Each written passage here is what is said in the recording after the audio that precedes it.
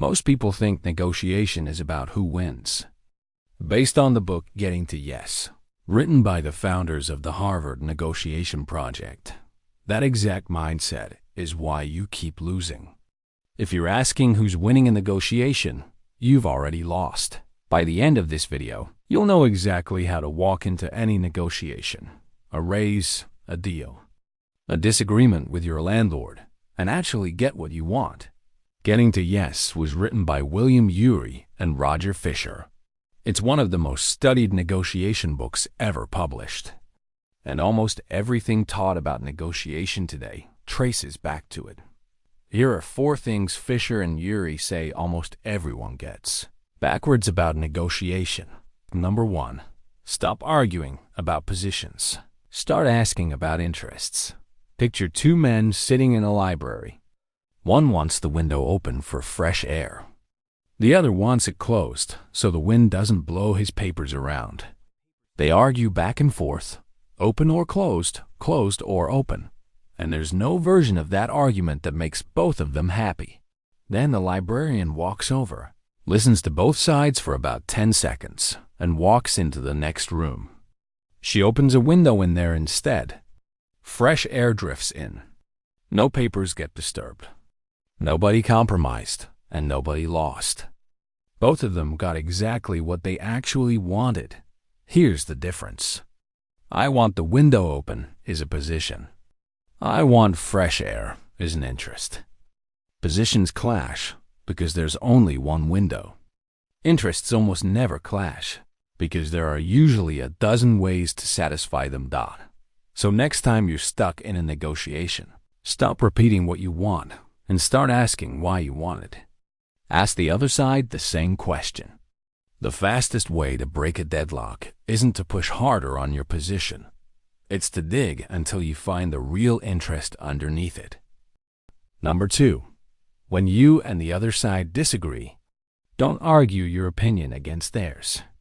Bring in a standard neither of you invented.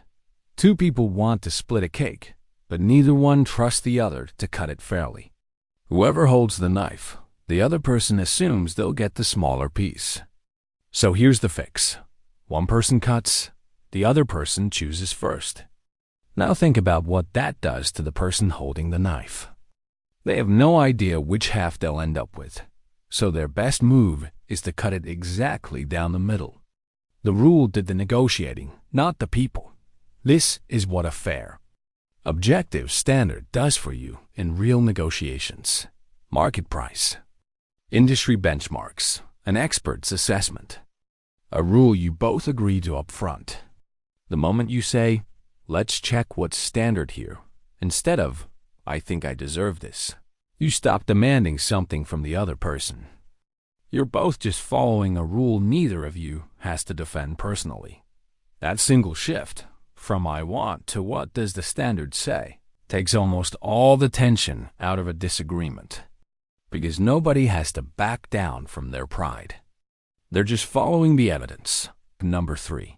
Don't assume. There's only one way to split the thing on the table. 2 kids are arguing over an orange. Their parent steps in, grabs a knife, cuts it exactly 50/50ths, and hands each kid a half. Problem solved, right? Except one kid eats the fruit and throws away the peel. The other kid wanted the peel to bake a cake and throws away the fruit. If the parent had just asked each kid why they wanted the orange, both of them could have walked away with 100% of what they actually wanted. Instead, splitting it down the middle meant they each only got 50%. This is the part people miss most in negotiation.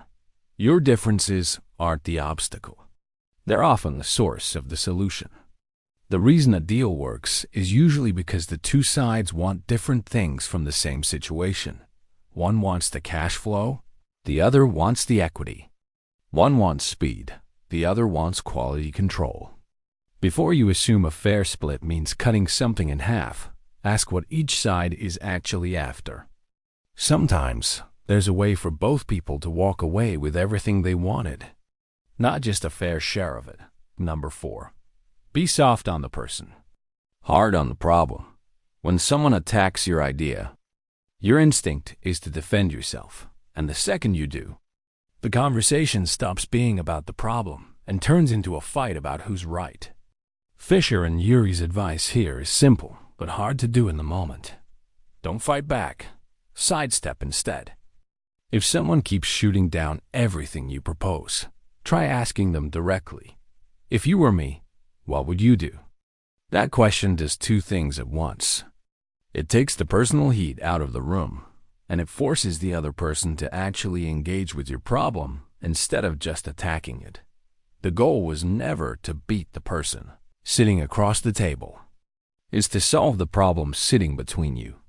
The moment you treat the person and the problem as the same thing, you'll fight harder, listen less, and walk away with a worse deal even if you win. So the next time you walk into a negotiation, don't ask who's winning. Ask what the other side actually needs, what standard you can both agree on, whether there's a way for both of you to get everything instead of half, and whether you're arguing with the person or the problem. Because the real win in any negotiation was never about beating the other side. It's about finding the answer neither of you could see alone.